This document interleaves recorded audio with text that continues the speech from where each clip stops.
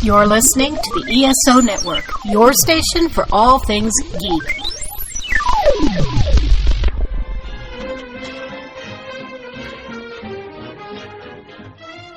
Hello, world, and welcome to Tales from Hollywoodland, a veritable feast of movies, television, Broadway, showbiz stories, and even a little bit of news and gossip with Julian Schlossberg, Arthur E. Friedman, Stephen J. Rubin, and I'm your producer and announcer, Mike Faber, the guy with the deep voice. Today, we look at great female musical stars. And now, here's Julian. Well, yes, hello, and here we go again. I have to say that I was privileged to be able to see the number one female star of Broadway, certainly in her mind, Ethel Merman, who was just sensational.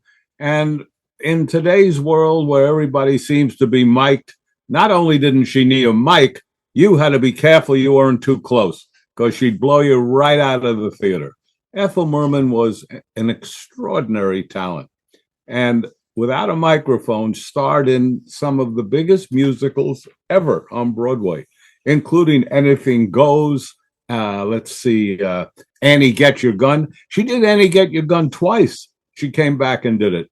She did Call Me Madam. She did Gypsy. She was Mama Rose.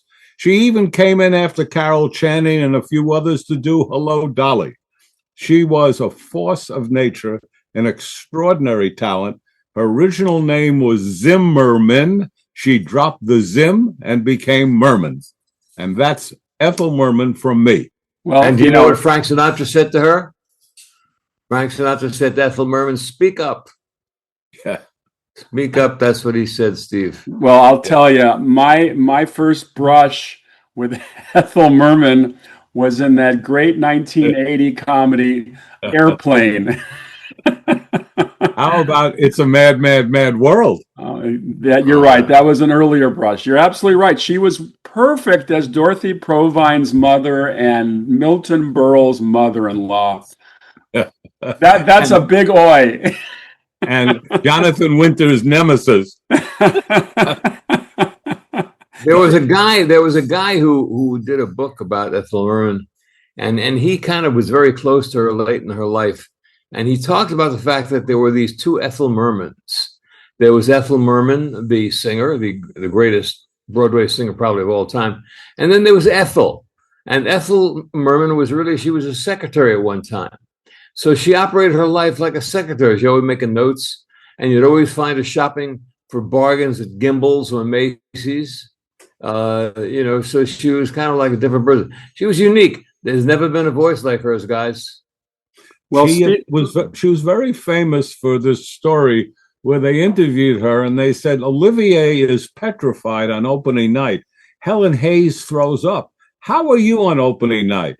Her answer was, if they could do what I could do, they'd be up here doing it. Well, I think the first film music person I probably ever had contact with was Judy Garland. And of course, we all as kids watched The Wizard of Oz umpteenth times.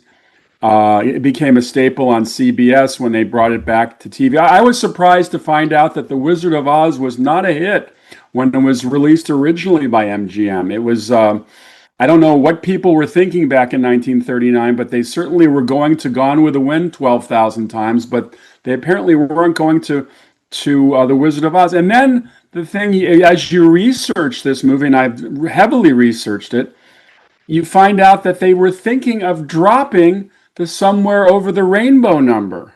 That was a recommendation by a studio executive, yes.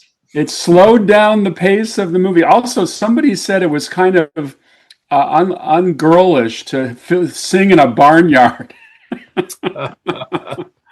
I was lucky enough for my father to take me at 9 years old to the Palace Theater to see Judy Garland in person. It was one of the greatest evenings of my life and probably one of the reasons I wanted to be in show business. I can never forget that afternoon. It was a matinee. and it was just terrific. One of the things that was amazing was that you would have thought she would be on the bill alone, but in 1951 she wasn't, and I was able to see the true original Sunshine Boys. Smith and Dale were actually on the bill with Judy Garland in 1951. So it's those memories of Dr. Cronkite, as he was known, quite something. She would use Alan King to open for her a lot. Later on, yes, that's right.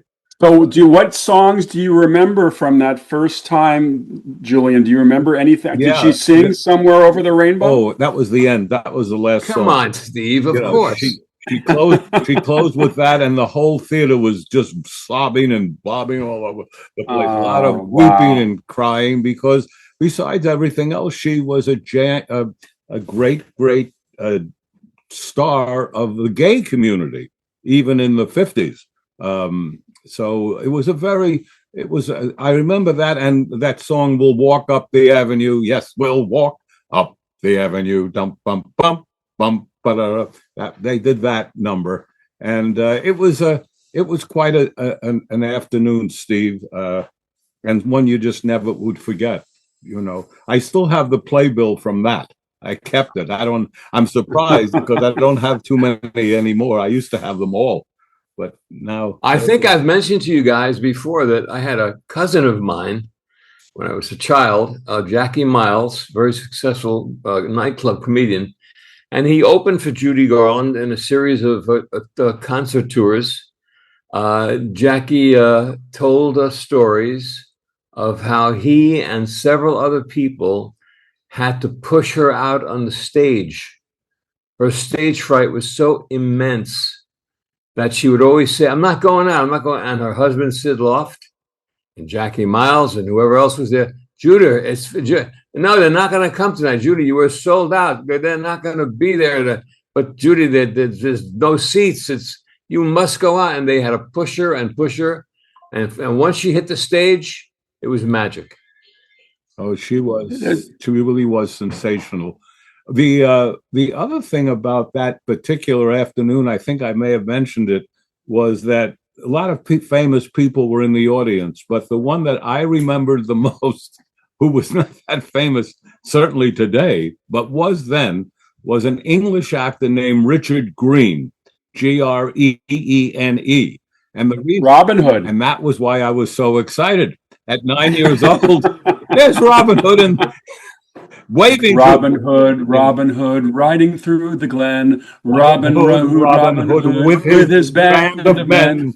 Feared by the bad, loved by the good. Robin Hood. See, I get away with it when I sing in tandem with Julian. That's how I get away with it. Anyhow, the second great female Broadway star was Mary Martin. Mary Martin was extraordinary ability to play almost anything.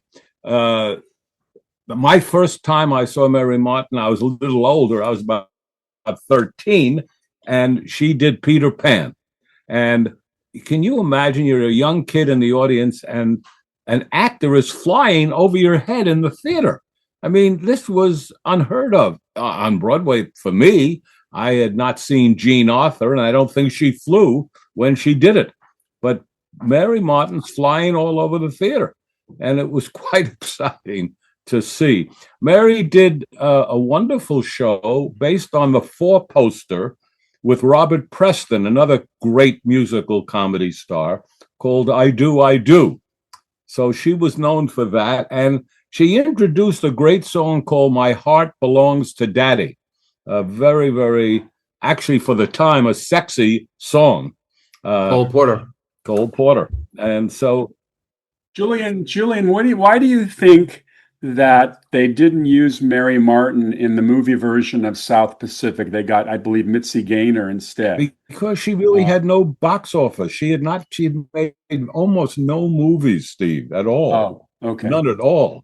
And she was huge box office on Broadway, but Zippo in movies. Yeah, it meant nothing. And, they didn't want that. They just didn't want that.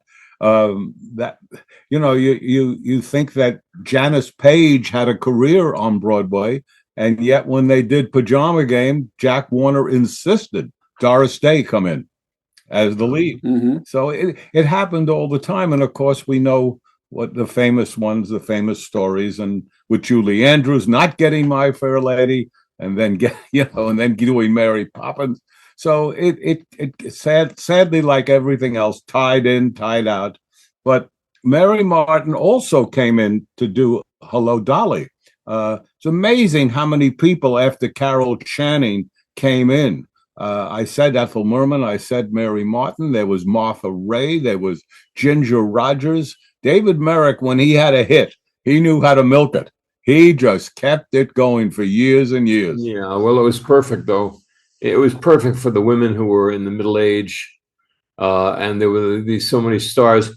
But the Mary Martin and Ethel Merman thing, they were without question the queens of the golden age of musical theater.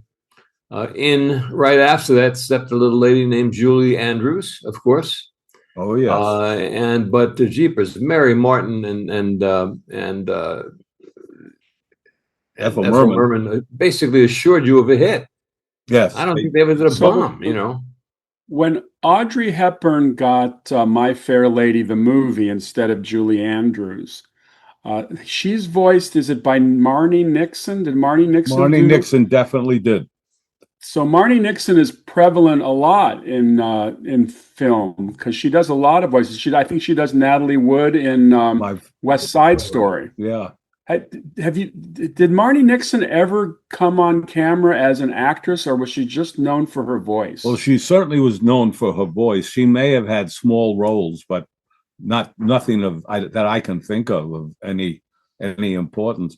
Another wonderful later dame, but not that much later than Mary and Ethel, was the great Angela Lansbury, who came over. And while we knew her as the villainess in Manchurian Candidate, she was an incredible gypsy. She was a great mame. She was terrific. I remember watching her, the Winter Garden Theater, with B. Arthur together singing these songs. I mean, it was incredible. And you don't think I saw that in Boston before it opened, Julian, and they tore the house down.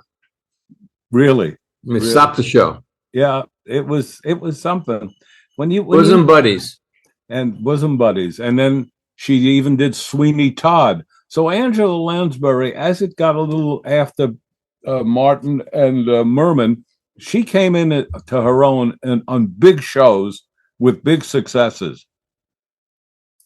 Well, I always remember her in a non-singing role. She plays the princess in The Court Jester to Danny Kaye. Yeah. Danny Kaye does all the singing in his movies, of course. He monopolizes the boards, and although we're not talking about the men, I do mention him. I've had to catch up on my musicals because I'm not as versed in the musical theater or the musical musical movies, but I'll tell you somebody who I saw recently, and we talked a little bit about this last time. We talked about the musical Kiss Me, Kate, which I really thought was a terrific movie with Katherine Grayson playing Kate. But the person who stole the movie for me was Ann Miller. There's such a dynamism to Ann Miller. Her dancing, of course, she's probably known more as a dancer than a singer. But the combination of singing and dancing in Kiss Me, Kate was wonderful. But I always remember her in kind of a trend-setting musical, which was 1949's On the Town, which they say was one of the first times MGM allowed the filmmakers to leave the studio lot. It was the first time. The first time. There you go. Yeah. And then your old friend was one of the producers there. Well, Stanley Donen directed it. Yeah. And directed it. Stanley Ann Miller was more like a dancing cheerleader. She was always smiling, and it was always, exuberance. And she had a different little thing going. But as I say, it would be compared to a cheerleader, with the Dallas Cowboys. She was great, specifically as a dancer. We mentioned Arthur mentioned Julie Andrews, and again, she's coming later than the ladies I've been speaking about. But I saw her in an off-Broadway play before she hit big called The Boyfriend. It was the play that made her known to New York audiences because she's obviously English. But then, of course, My Fair Lady knocked it out of the park. And to watch her on stage in My Fair Lady was such a treat. And yet she went through hell. Rex Harrison wasn't thrilled with her. Morse Hart had to work with her at day and night because she couldn't get that role. But of course, by the time I saw her, she not only got it, she was sensational. And also, remember, she came in a couple of years later with another Lerner and Loewe show, Camelot, with Richard Burton playing King Arthur. And so she was in that. And did you see that show on Broadway? I sure did. Yeah. And you love it? Oh, I loved it. I mean, it had its problems. The book they've never solved the book problem. Mm-hmm. It's always been difficult. But just if ever I would leave you is enough. I mean, there's so many great songs from Camelot. It's a great score, not a great book. If ever I would leave you, so it wouldn't be a song. In movie terms, that means it had a lousy script. Well, yes, that's what it does. It does. And remember the JFK, when Kennedy was president, they used the wonderful song Camelot, which ended with don't let it be forgot that once there was a spot for one bright, shining moment that was known as Camelot. No, a lot of us if you want to know that that's true, just think of what we've got today and what that was then. It was Camelot. It was really something so special brought to the presidency that people of our age had never seen, and it was really royalty. It was fantastic. JFK, she, and all that. So but that did help the show, of course, a lot. Not that it needed that much. Why did Richard Harris always appear in things that Richard Burton couldn't do? He was kind of like the second Richard Burton. Is that right? He was in the movie, didn't he? Well, yeah, but they didn't want to pay Burton the money that he wanted because at that time he was probably the biggest box office star in the country. Wow, really? Yeah. Yeah, and Camelot was not a big hit. It suffered a lot of problems, had a lot of difficulties. It was nothing compared to My Fair Lady, but it was successful, but nothing that even came close to My Fair Lady. In fact, nothing really did from them on Lerner and Loewe on Broadway. So Sound of Music, obviously huge movie hit with Julie, and she did the stage performance as well, Julian?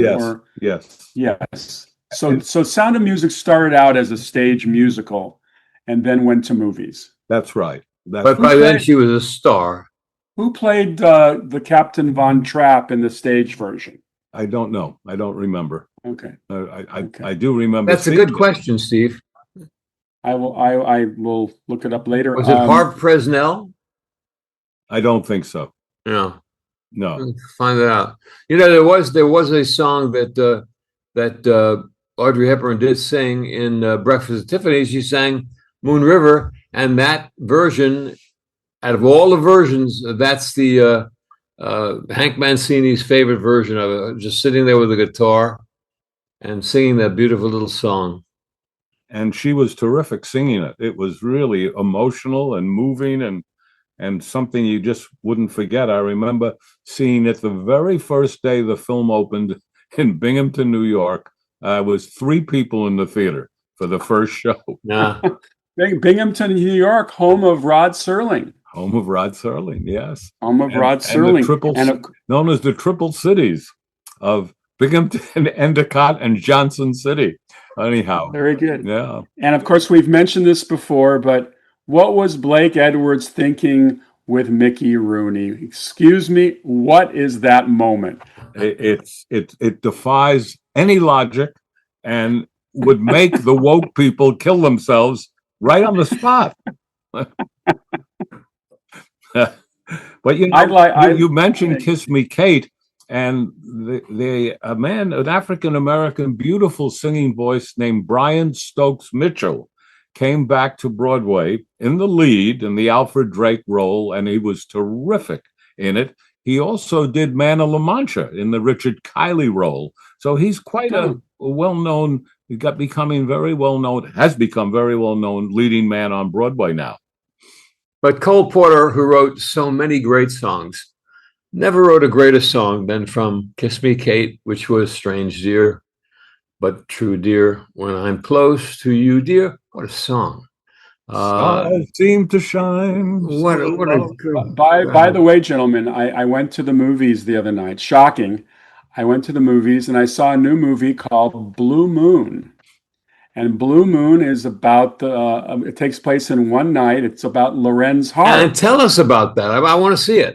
It's fascinating. And Ethan Hawke is so much fun. But Mike's giving me the kibosh that we need to continue our movie discussion. Wait a minute. Where'd you see it, Steve? What theater? I saw it for a screening. We'll talk about it off camera. Okay. But let me bring up one of the actresses that I just got knocked out by when I saw her in Bye Bye Birdie, and that's Anne Margaret. I mean, talk about dynamic people in terms of on screen, and her number in Bye Bye Birdie, I think it's called I Enjoy Being a Girl. No, that's from Rodgers and Hammerstein. That's from Flower Drum Song. Yeah. That's Nancy Kwan. But she does a similar song, though, in Bye Bye Birdie, Julian. Yeah. Do you remember? I do know what you're talking about, but I knew it wasn't that title. I always thought that the guy who did the choreography in Bye Bye Birdie should have been shot. I hated that choreography. Oh, God. It was terrible. Oh, wow. It was a great song. And then a few years later, she teams with perfect co-star for her, Elvis Presley in Viva Las Vegas. And it's my favorite Elvis Presley movie by far. And they are dynamic together. Well, she was kind of discovered by George Burns, who kind of took her under his wing and maybe other things, but other things. But anyhow, she was really a very dynamic performer. Great talent, one of the great Las Vegas talents of all time. And I found her a very shy person. She came on my radio show. She couldn't have been nicer, but rather shy, and stayed with Roger Smith, who was an actor from 77 Sunset Strip, but sadly had some terrible disease, and she never left him. She stayed right with him to the end. So loyalty to the end. Good gal. When she was on your show, Julian, did she have anything to say about Elvis? Did she talk a little bit about working with Elvis? She may have, Steve, but Elvis was not in my top 20 people, so it didn't matter. I probably didn't bring it up, or she may have brought it up. You know, it's all in the eye of the beholder. She wrote her autobiography, Steve. Great talent, by the way. Great all-around talent. And she didn't put anything about her affair with Elvis in there. And the publisher said, "We need to have you do Elvis." And she said, "I'm not doing Elvis. That's just between me and him." And so they still did the book, which was remarkable. But she had a lot of flings. So she had a fling with Eddie Fisher. She was one of the JFK's girls. She Annie got around pretty good.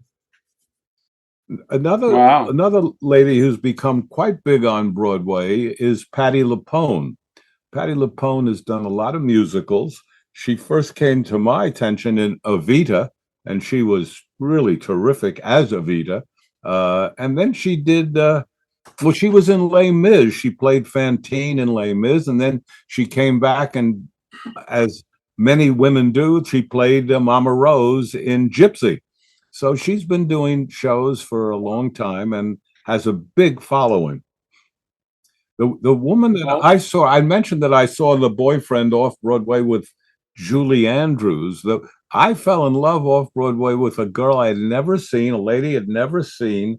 Her name was Bernadette Peters, and she was in a little show in a little off-Broadway theater called Dames at Sea. And she played she was in a sailor's uniform, and I thought, wow, this girl is really something. And of course, she's gone on to do big shows on Broadway, Sunday in the Park with George, and so many others. Into the Woods, that wonderful Sondheim show where she sings. Oh well. Who was the girl who was in Carousel on Broadway? The original? Yes. Because it's been Barbara Cook did it, but I don't think she was the original. The original Carousel was Jan Sterling. Oh, Jan Sterling. Really? Yeah. I didn't even know Jan Sterling had any singing pipes. Well, yeah, she was hanging around with Lassie for a long time. I always remember her as one of the doomed passengers. Well, not doomed because she survives on that airliner in The High and the Mighty. Yeah. Well, we got that was Carousel originally. Billy Bigelow was John Raitt, but we'll talk about him on another show. We'll talk about who was the girl in the movie? Oh, Shirley Jones. Shirley Jones, to me, now again, I'm not sure how much of it was her voice. What can you tell me about her voice? What's her voice? It was her voice. She was great. Yes, she showed. It was really interesting. She had this little pure, wonderful quality, and they decided to cast her as a pretty sexy gal in Elma Gantry, and she's playing kind of a vamping old Burt Lancaster. So it was interesting that she was able to do that role, and credible. There was this little steakhouse, guys, and Julie and Shirley Jones was having dinner up there. There was a lot of old people that were in this place, but it was a really nice, cozy place. We went for dinner there one time, and the check came to me, and the check was out of whack by about $80. I mean, it was so obvious. So I said to the waiter, your check is wrong. Have you checked this out? He said, let me bring my manager. So the manager came over and said, I'm so sorry. And Shirley Jones said to me as I was walking out, they do this here all the time. That's how they stay open.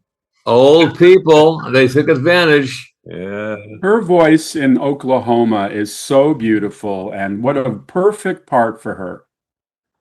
Is that one of your favorites, guys? Of course. Oh, well, my favorites are more in the My Fair Lady area. I certainly, how can you not love Rodgers and Hammerstein and South Pacific and Oklahoma and Carousel? But I don't think the film version of either Oklahoma or Carousel was particularly good. So, well, Oklahoma, surprisingly, is a very long movie. I think it's close to 3 hours or 2.5 hours. And they said the same thing about the South Pacific movie, that it didn't have the weight of the play, the stage musical. I actually worked with Ray Walston on a film once, and I asked him about that, because Ray Walston may be the first person I ever saw in the movies. I remember him in South Pacific in a life preserver, floating around the island while they're bombing it. And he said that part of the problem with South Pacific was Rossano Brazzi.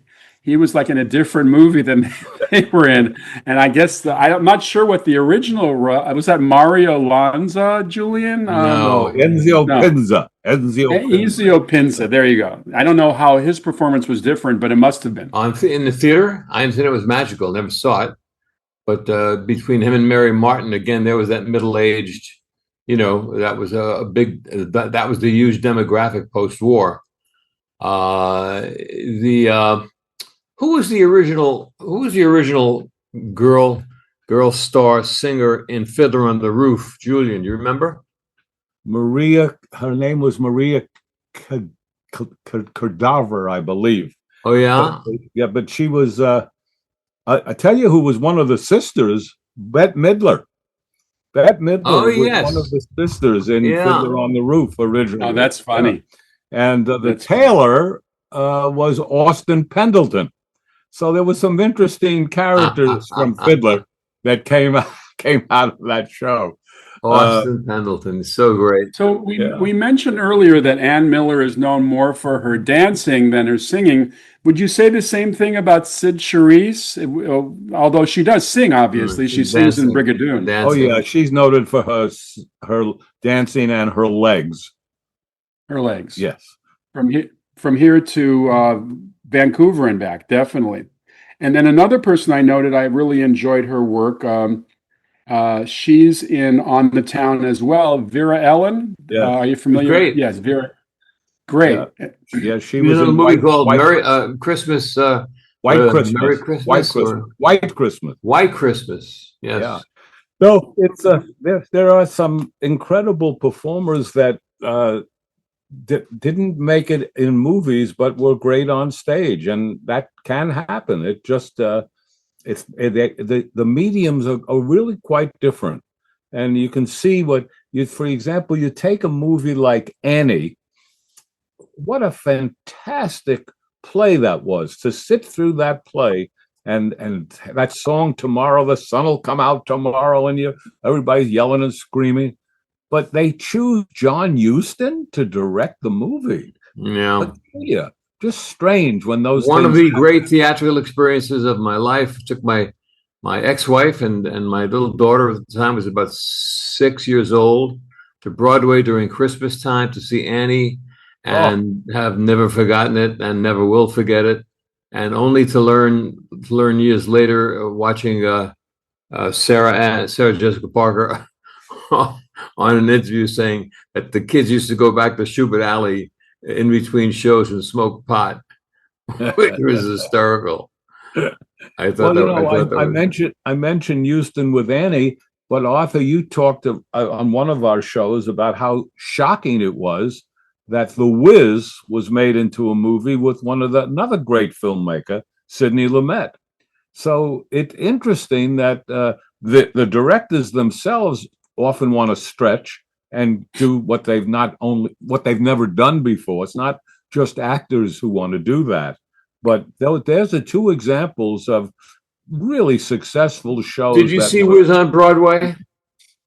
Did I see The Wiz on Broadway? Yes, I did. It was across the street from my office. So I saw. I thought that was one of the greatest experiences I've ever had in Broadway. Unbelievable. Yeah. The excitement. They revived it in L.A. recently, and I went to see it, and it was quite the show. Yeah. It is interesting how the director for the film versions of musicals is odd. I'm trying to remember which film Clint Eastwood directed as a musical. Paint Your Wagon, was it? No, not Paint Your Wagon. Didn't he direct he did the chorus? The Four Seasons show. Oh, I thought it was a chorus line, or is that Richard Attenborough? That was Attenborough. That was Attenborough. It gone bad. Yeah, that was another one that wasn't good. The most successful musical in the last 20 years, by far and away, started on Broadway with Kristen Chenoweth and Idina Menzel, and that was Wicked, which continues to go and defy all odds, despite the movie's huge success, is a giant success on Broadway every single week. It's a cash cow, and probably will be hard to beat. I mean, maybe the Book of Mormon. Those are the two, or maybe now Hamilton. You've got those three are pretty much the big ones right now. I went to San Francisco to see the early version of Wicked before it went to Broadway. Not good. And it had problems, but I have to say that the presentation, the costumes, the set design was like something I'd never seen before, the otherworldliness. And obviously it's the Oz world. And as you guys know, I'm a big Oz fan, and I didn't care as much for the music until I discovered my daughter was playing the soundtracks until she wore it out. That play and that movie is designed for teen girls, preteen girls. I mean, that is such a big thing for them. All you guys see Les Mis on Broadway?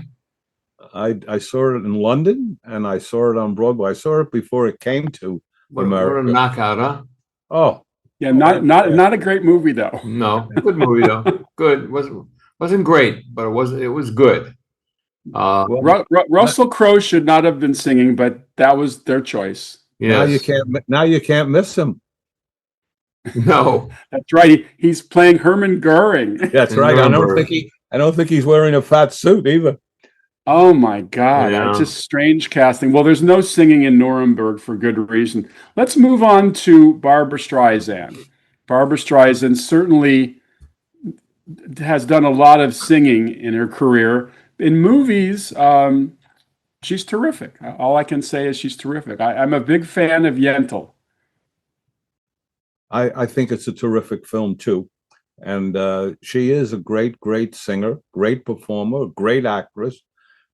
She was in I Can Get It For You Wholesale. That was her first Broadway play before Funny Girl. And that's where she met Elliot Gould, who she married, and was terrific in that as she was in Funny Girl. But in those movies of Funny Girl and Funny Lady, you're not going to get too many better performances than you can see her doing it in both. And she worked with William Wyler. Now, there's an example of a strange combination of William Wyler and Barbra, and they had their differences because as young and as she was, she knew who Fanny Brice was as far as she was concerned. Wyler was not used to that kind of people talking back at all. So that picture simply worked. The guys, I got to tell you a story.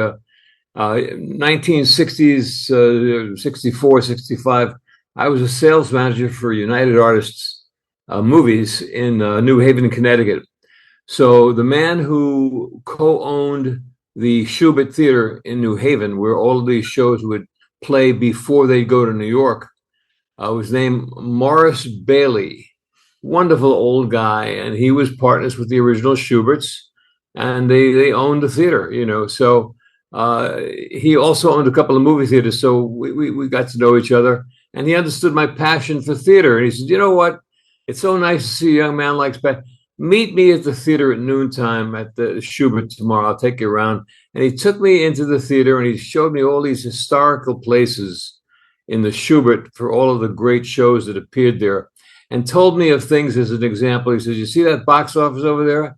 Al Jolson sold tickets from that box office just as a promotion." He went and he said, "Jolie, how many you want?" And he did. So I said, what are the highlights? So he said, he says, one highlight, of course, he says, was when Mary Martin and Ethel Pinza sang Some Enchanted Evening in South Pacific. This was before it went to Broadway. And he said the entire audience just fell apart. He said, but the single moment that had his hair standing on edge, and he'd seen everything, was when Streisand opened in Funny Girl, and he said that when she started singing, it was so incredible that it was like electric in the theater. That was before Broadway. So Streisand, wow. By the way, Julian, William Wyler's doctors had told him that he couldn't direct Patton. He was all set to direct Patton for Fox. And they said this is too much because he had some physical issues. So he got Funny Girl, and Frank Schaffner got Patton, and he rode the glory on that. One of the wonderful stars of Broadway that young people would not believe, a male singer, is Jerry Orbach. Great, really? Yeah, he was terrific. Beautiful baritone voice. First time I saw him was Three Penny Opera. And then he went on to do Carnival with Anna Maria Albrighetti. And then he was the original lead in Chicago on Broadway as Billy Flynn. Also did 42nd Street. And I was going to say, he plays a guy named Julian on 42nd Street. Promises. Yes. He was great. He was just great. But anyhow, we'll stay away from him. You're right, Mike. You're absolutely right. Okay. I think I may have told you guys a story, but in Long's, which is Long's Drugstore still Long's Drugstore, or is something else, Steve? No. I think all the Longs are now CVS. Well, it was Long's Drugstore at the time, and there were two people online, and one of them was Angela Lansbury, and wearing whatever, not blue jeans or something, whatever, and looking as plain as she could possibly be. And I said, Miss Lansbury, I saw a MAME in Boston before it opened, and she just couldn't stop talking about it. So she became Angie, my friend Angie from Long's. And Julie Andrews was around the street. There's quite a neighborhood. But Angela Lansbury was great. She said, did you ever see anything as great as B. Arthur when she stopped the show singing Bosom Buddies? And the answer is no. B. Arthur was unbelievable in that show. I think that when it went to the movies, though, it was a big bomb. Wasn't that terrible. Lucille Ball playing Mame? Yeah, that was terrible. Well, I'll tell you, one of my favorite actresses, going back to Singing in the Rain, is Debbie Reynolds. I mean, Debbie Reynolds, talk about vim and verve. And I know that it was a very difficult experience for her working on Singing in the Rain, because Gene Kelly apparently was a major taskmaster. And apparently at one time, Fred Astaire was near the set and he found Debbie under a grandstand crying her eyes out. Her feet were bleeding. It sounds pretty intense, but talk about a role that really propelled her, playing that wonderful role in Singing in the Rain. Think about Debbie Reynolds is she was a huge talent in anything she did, singing, dancing, acting. She was a comedian. She did impressions. She was one of the great talents of all time. She had a strange life, but well, she has that amazing relationship to start with Eddie Fisher, as you know. Yes. Tell us a little bit about that relationship. Obviously, it fell apart when Eddie was consoling Elizabeth Taylor after the death of Mike Todd. But was the relationship with Debbie pretty strong for Eddie? No, it was never very strong. It was put upon him. He was the most famous of the young boy singers, and she did a little movie called Singing in the Rain. And the studio thought it would be great for him to date her, and that's how it started. And then it became bigger than life. They made every magazine, every newspaper. You couldn't miss it. And a terrible movie called Bundle of Joy. Boy, what a movie. Oh, what a turkey. Adolph Manju. Oh, my God. So you're saying that the Debbie Reynolds-Eddie Fisher was an arranged marriage? Kind of. It was pushed. Her mother pushed it. The studio pushed it, and it became an Frank Sinatra and George Raft in Las Vegas sat down with Eddie one time and said, "Look, don't marry this girl, all right? Because she's show business all the way. She'll drive you completely crazy." And as it turned out, she did. Not blaming her, but that's who she was. And her daughter was just as much of a great talent. She did a lot of movies. I don't know if she did much singing. What was it? Okay, Carrie Fisher. Carrie Fisher, yes, yeah. Big star. I don't think she ever sang. No, but she was a huge talent. It was just one of those great love stories. And what happened was that Eddie idolized Mike Todd, and when he died, he went over to console Elizabeth Taylor, and their eyes met, and the rest is history. And so it's quite a story. That was quite a story of that time, 1960, 61, thereabout.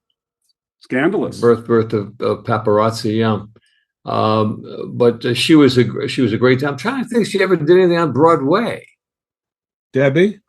Yeah. She did come in. I think she may have come in on No No Nanette after Ruby Keeler. I'm not sure, but I know that she certainly came to Broadway. I just don't remember what. She was on my show, and she was an incredible impressionist.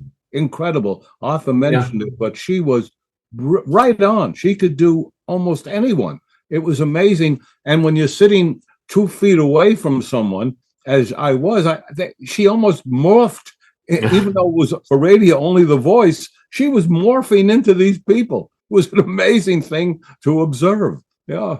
So Eddie told me they went over to Jack Benny's house for Yom Kippur to break the fast. And the story with Debbie was that she was always on. And so there was Jack Benny, George Burns, Danny Kaye, their wives, all these people, to break the. It was Jewish, and in the middle of the whole ceremony, she couldn't have. Did you hear the one about these two Jews that were walking on Broadway? He went in, and Eddie's going, "Come on, would you, Deb? Enough." He's telling a joke. We didn't discuss somebody who really became a giant star on television, but first she burst onto Broadway too in Once Upon a Mattress, and that was Carol Burnett, who was just could really sing, and of course the television show was gigantic. And we all saw her first on Gary Moore's show, where she was a regular with Durwood Kirby, and then went on to her own hugely successful variety show. I think at one point it may have been the only variety show on television, having gone through hundreds of them, and she was probably the last man standing, so to speak. Or let's did say Celeste Holm do any Broadway singing stuff? I don't know. Was she in Oklahoma? I think she played a Duane. Yes, I think she was a Duane. She was great. Yeah, I've got the tender trap in my video queue at the moment, and I'm enjoying not only Debbie and Frank Sinatra, but also Celeste Holm is in that too. You see a pair of laughing eyes. What a song! Great song. And suddenly a sign size. She was also in a straight movie like Gentleman's Agreement, right. But she also was in High Society as Sinatra's girlfriend. Of course, Sinatra was interested in Grace, but what could you do? Yeah, Gentleman's Agreement, she plays secretary? In Gentleman's Agreement? Yes. Yeah. Secretary, I believe. Uh-huh. Yeah. But she was very interesting. I don't know if I ever told you guys a story quickly. I was launching That's Entertainment at the Ziegfeld Theater. It was a big night, and I took my folks to see it. And my mother and father I had a certain seat for them, and they were really quite excited to be there because it was all the old time stars that they grew up with. And my mother said, "That woman across the way, I used to play mahjong with her." I said, "Really? You played mahjong with Celeste Holm?" So, turned out my mother said, "Well, that wasn't her name then." I'll give you a good one, guys. We opened a movie theater in Fall River, Massachusetts, a 10-plex, and our manager called us and said, there's a woman here who works in the church rectory, and she was once a movie star, and maybe it would be a good idea if we dedicated one of the auditoriums to her. We'll get some publicity. Who was the woman? Betty Hutton. Betty Hutton was working in the church rectory. So me and my partner, Roger, it couldn't have been nicer. What a sad story she told. My God, this would have been 1987. She told me that she had gone through $9 million. She became an alcoholic. She was on the grating on Broadway, Julian, face down. That's how bad things got for her. She found her way through the church to Fall River, and she made a little comeback there, doing dinner shows and stuff. But here's what she did: she was a star. She did Annie Gets Your Gun, the movie. Yeah, she did it because they had to fire Judy Garland. Yes. Now, why did they have to fire Judy Garland, Julian? She couldn't. They had pumped her up, Steve, with so many pills and stuff. It was really sad.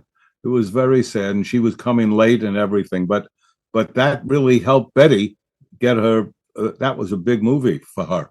Well, I always remember her in the Best Picture of 1952, which was The Greatest Show on Earth, and she plays the circus trapeze artist competing with Cornell Wilde, and has a couple of big tunes in that movie as well. And of course, if you listen to the script for Sunset Boulevard, when William Holden is called into Mr. Sheldrake's The Office, played by Fred Clark, he says, we're always looking for a Betty Hutton. So that was fine. I would like to just take 2 minutes and mention Shirley Temple. I mean, Shirley Temple would have to be classified as a singing star. She sang in all of her movies, and I found her to be, at least from a youth point of view, I always found her to be very charming. Well, she was far more than a singing star. Steve, she was a freak. She was so talented. She was as talented in her own way as a Sammy Davis was. She was incredible talent. She did it all. She did it all. So, right out of the box. I think she was 3 when she got on stage. I mean, her movies play forever. Her movies saved the Fox studios. Fox was in a lot of trouble, and she was the biggest box office star in the 30s for them. Sure. Huge. But someone else that from Broadway that never really made it beyond Broadway too much was Chita Rivera. Very, very, as a young woman, a very sexy gal. I saw her in Mr. Wonderful. I saw her in West Side Story on Broadway. I saw her in Chicago on Broadway. So she had a career, she was a big name for Broadway, but never really in the movies. No, but she was a great talent. But I've told a story, I think, before, guys. I was working at the night shift at the Colony Record Shop on Broadway, right opposite the Winter Garden Theater, where West Side Story was appearing. So after the show, people would rush into the Colony to buy the sheet music in those days, buy the record, and just hang around. A lot of the cast would hang around, including Carol Lawrence, Larry Kurt, Tony Mordente. I mean, they all, and Chita Rivera. So one day I'm reaching for a record. Someone wanted a certain record, and instead of grabbing the record, my hand grabbed her thigh by mistake. But I'm here to tell you, her thigh may as well have been Jesse Owens or Willie Mays. It was as hard as a rock. It was hard. Really, it was like a rock. Dancing, dancers are athletes. How do you confuse a thigh from a record? That's what I'm confused. I knew what I did, but not on purpose. But I realized in 1 second what I did. But I'm just saying that a lot of these dancers are like athletes. Gene Kelly, these guys, they were in great shape. They had to be to be the dancers like that. Sure. No, absolutely. Well, even if you did it on purpose, Arthur, what we would have said, as they say in traffic court, you were guilty with an explanation. Right. But she was a huge talent.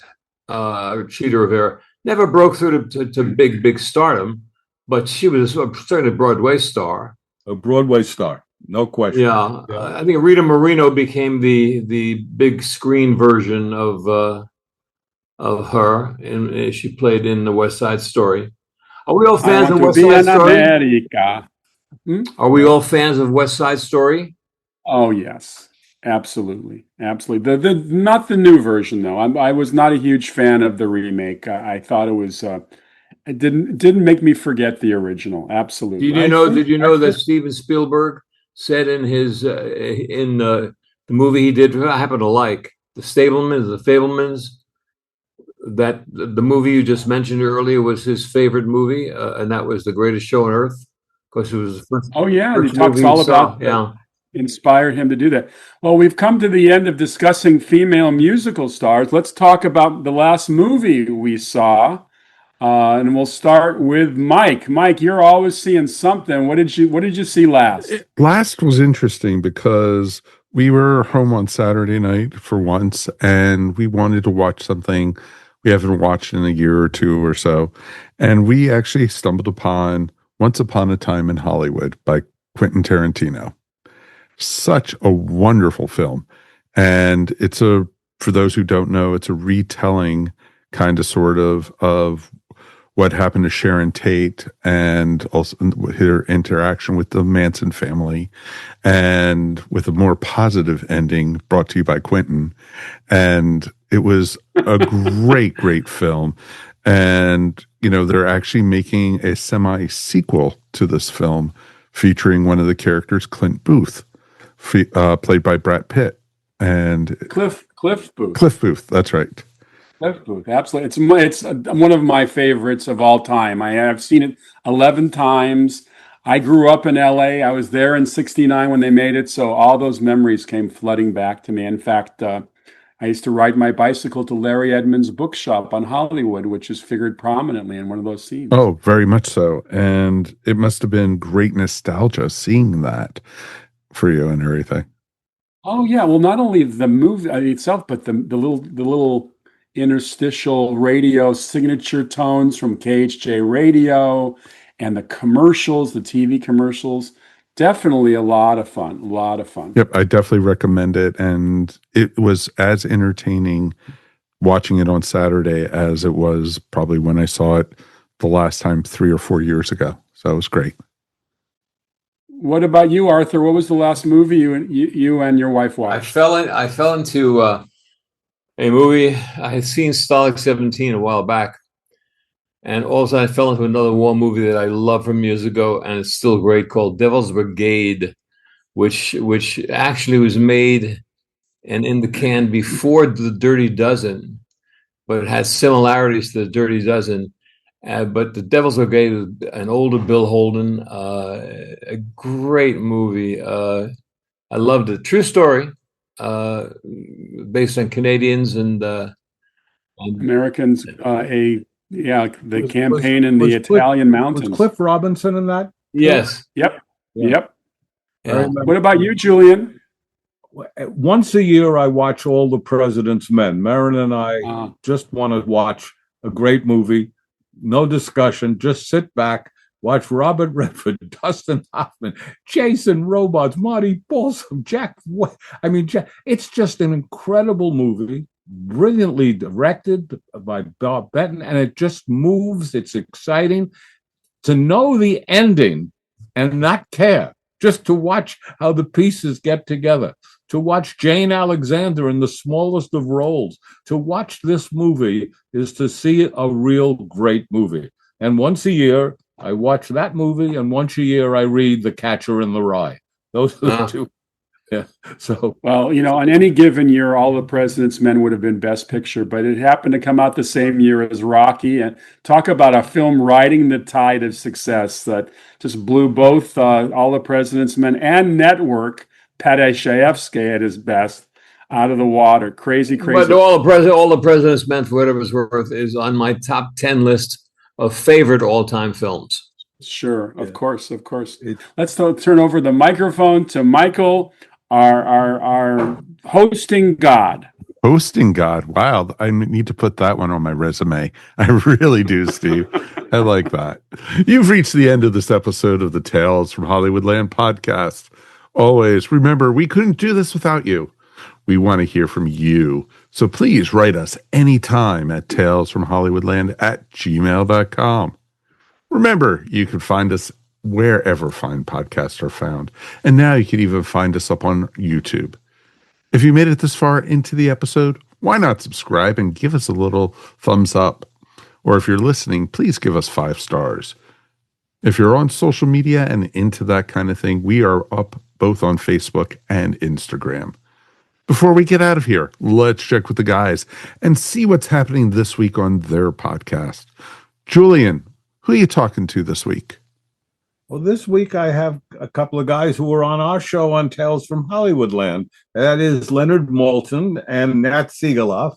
And it's interesting to hear their stories, especially from Leonard, about working all those years on Entertainment Tonight, The Good, the Bad, and the Ugly, and he's quite forthcoming.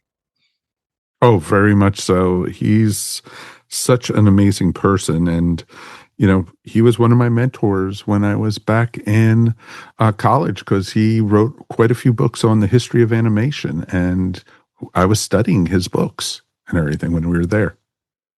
So it's pretty awesome. Yeah, he really loved animated films, and as you say, Mike, wrote a lot about them. Yep, very much so. Steve, what's going on Saturday night at the movies? Well, speaking of Spielberg, I have his younger sister on, Anne Spielberg, talking about a movie she wrote in 1988 called Big with Tom Hanks. She co-wrote it with Gary Ross, and we talk all about the road to her career. Did a lot of screenwriting, now a children's book author, and a fascinating interview. Excellent, excellent. Only they had talent in that family, Steve. Steve, who are we talking to next week? Oh, we have a fascinating guest, Kevin Getz, who's written a book all about breaking into Hollywood and all of the parameters of what it takes to have a show business career these days. It's going to be an interesting talk. On behalf of Steve, Arthur, and Julian, thanks again for listening. This is your producer and announcer, Mike Faber. We will see you here next time on Tales from Hollywoodland. Your Hollywood adventure starts right here.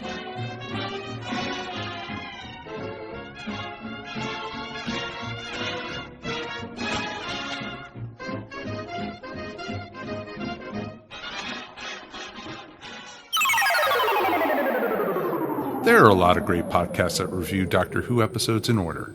The Earth Station Who podcast is not one of them. Just like the Doctor, we never know where or when we'll end up, but we'll have a lot of fun talking about it. From classic Who to new series and big finish, join the Earth Station Who crew wherever fine podcasts are found.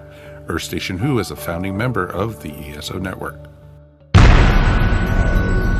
This has been a broadcast of the ESO Network. Be part of the crew and help support our shows by donating to our ESO Patreon or by shopping at the TeePublic store, which can all be found at www.esonetwork.com. The ESO Network, your station for all things geek.